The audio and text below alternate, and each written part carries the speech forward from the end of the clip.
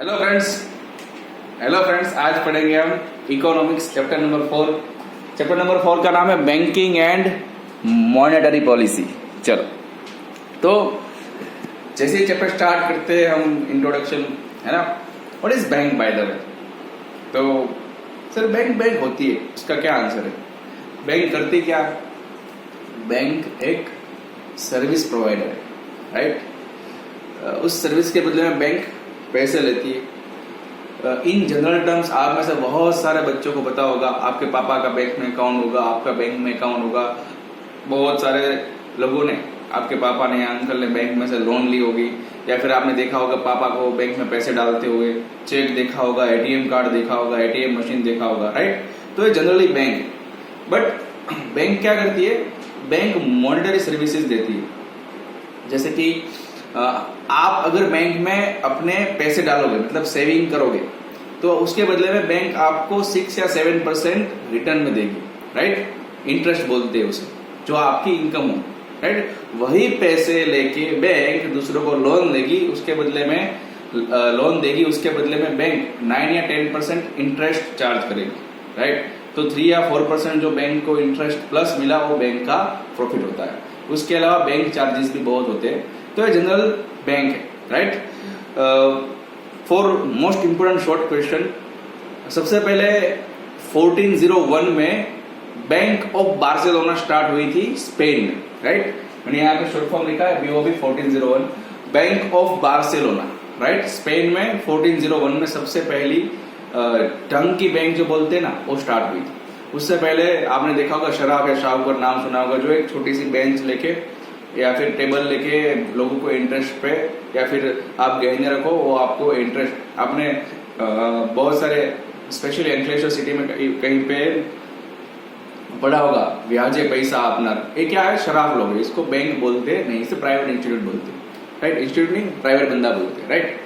तो बैंक का मीनिंग दिया गया है। What is bank? वैसे तो 3 बैंक की डेफिनेशन दी है, लेकिन मैंने जो इजी वाली यहाँ पे लिया आपको समझाने के लिए। A bank is an institution, right. A bank is an institution authorised to collect people's savings और डिपॉजिट, राइट। उसको ऑथोराइजेशन मिला है कि वो पीपल की सेविंग्स या डिपॉजिट कलेक्ट करती है, right. With the purpose of lending those, उसका पर्पज क्या है? उसको लैंडिंग करना है, राइट। और कंडीशन कैसी है? Under condition of returning the same when depositors demand. मतलब जिस बंदे ने बैंक में डिपॉजिट पैसे करे है, उसकी कंडीशन क्या है? जब मैं वापस मांगूंगा तब मुझे पैसे वापस देने पड़ेंगे, राइट। तो अगेन रीड करता हूं। A bank is an institution authorised to collect people's savings और deposit with the purpose of lending those under conditions of returning the same when the depositors demand, right. ये है bank की definition, right. There are 2 types of bank. Generally bank के types नहीं होते, but मैं यहाँ पे या टेक्स्ट बुक के हिसाब से लिख रहा हूं। तो एक है बाप, राइट। दूसरा है बेटा।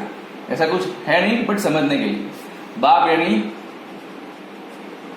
सेंट्रल बैंक यानी RBI, reserve bank of India, and बेटा ICICI bank, HDFC bank, bank of Baroda. ये सब क्या है? कॉमर्शियल बैंक है। तो there are 2 types of bank, central bank and second is a commercial bank, right? What is the definition of commercial bank? Commercial bank का definition इस तरह से होता है कि a business unit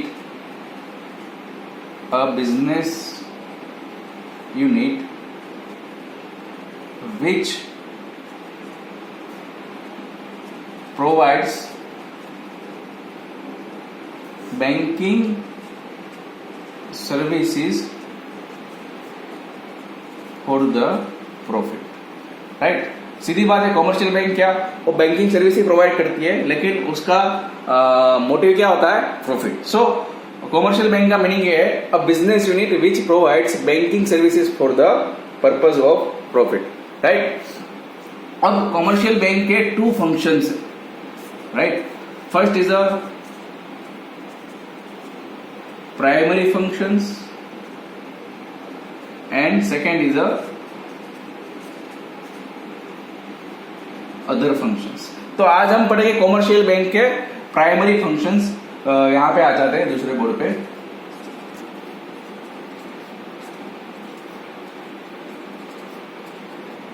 primary functions, right. Primary function number 1, accepting deposits, right. मैं पहले लिख लेता हूं। डिपॉजिट्स के यहाँ पे 3 टाइप दिए गए हैं। Type number 1 current account deposit.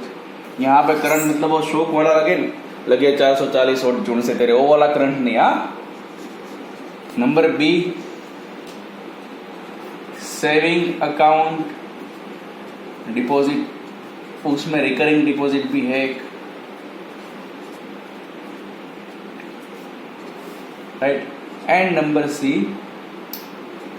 Long term deposit या फिर एफडी यानी कि fix deposit. Okay, primary function number 1 हम पढ़ रहे हैं कॉमर्शियल बैंक के फंक्शंस, उसमें प्राइमरी फंक्शंस और अदर फंक्शंस। और प्राइमरी फंक्शन में function number 1 accepting deposit. Accepting deposit में number 1 current account deposit, right.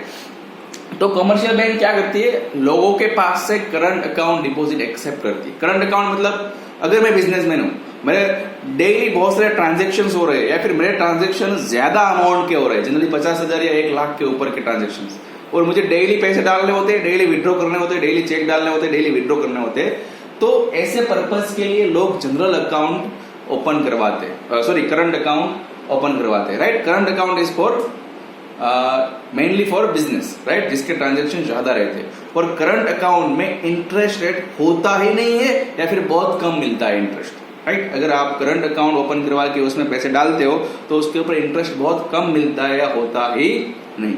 Number 2 is right, bank कैसे डिपॉजिट एक्सेप्ट करती है लोगों के पास से। तो number 2 saving account deposit, right. बहुत सारे लोग होते हैं जिसका बिजनेस बहुत छोटा होता है या फिर वो सैलराइड होते हैं, राइट। उसके पास पैसे बचते हैं तो वो सेविंग अकाउंट में डाल देते हैं। वो कितने भी टाइम उसमें रख सकते हैं और जब चाहे तो वापस विड्रॉ भी कर सकते हैं। लेकिन सेविंग अकाउंट की डिपॉजिट है, एक दिन में ज्यादा से ज्यादा 40,000 या 50,000 से ऊपर आप विड्रॉ नहीं कर सकते हो। कुछ बैंक के रूल्स एंड रेगुलेशन है, कभी लाख भी, उससे ज्यादा नहीं, राइट। सेविंग अकाउंट के ऊपर आपको जनरली इंटरेस्ट रेट ज्यादा मिलता है, इंटरेस्ट रिटर्न में ज्यादा मिलता है, जो आपकी इनकम होती है उसे बोलते हैं 6 या 7%। सेविंग अकाउंट डिपॉजिट में वापस एक रिकरिंग डिपॉजिट भी है। रिकरिंग डिपॉजिट मतलब उसमें क्या होता है, फिक्स होता है, पर मंथ आपको 1000 डालने होते हैं, 2000 डालने होते हैं, 5000 डालने होते हैं, जैसे आपकी बैंक और जैसे आपकी बैंक के साथ डील हुई, उसे भी बोलते हैं recurring deposit, right. Number C है लॉन्ग टर्म डिपॉजिट या फिर फिक्स डिपॉजिट। आपने सुना ही होगा, राइट। 4 साल के बाद पैसे डबल, 10 साल के बाद पैसे डबल, राइट। फिक्स डिपॉजिट मतलब एक बार पैसे डाल दिए, उसके बाद 5 साल या 10 साल जैसे आपने डील करी है बैंक के साथ, उस हिसाब से ही आप विड्रॉ कर सकते हो, उसके अलावा आप विड्रॉ कर सकते नहीं, राइट। फॉर एग्जाम्पल, मैंने आज फिक्स डिपॉजिट में के लिए बैंक में 1 लाख रुपए रखे, बैंक ने बोला है 5 साल के बाद इसी दिन आपको ये 1 लाख के आपको 2 लाख मिलेंगे, राइट, या 5 लाख के 10 लाख मिलेंगे, तो आपको इस दिन लेने जाने पड़ेंगे। इन बिटवीन अगर मैं एफडी तोड़ता हूं तो मुझे चार्ज भी लगेगा और हो सकता है पैसे जितने हो उतने ही मिले या फिर उससे कम मिले, राइट। ये होते हैं फिक्स डिपॉजिट का इंटरेस्ट रेट। फिक्स डिपॉजिट का इंटरेस्ट रेट सबसे ज्यादा होता है, करंट से सेविंग दोनों से ज्यादा इंटरेस्ट मिलता है फिक्स डिपॉजिट में, राइट। नंबर 2, फिक्स डिपॉजिट का जो सर्टिफिकेट होता है वो सर्टिफिकेट के बेस पे आप लोन भी ले सकते हो, राइट।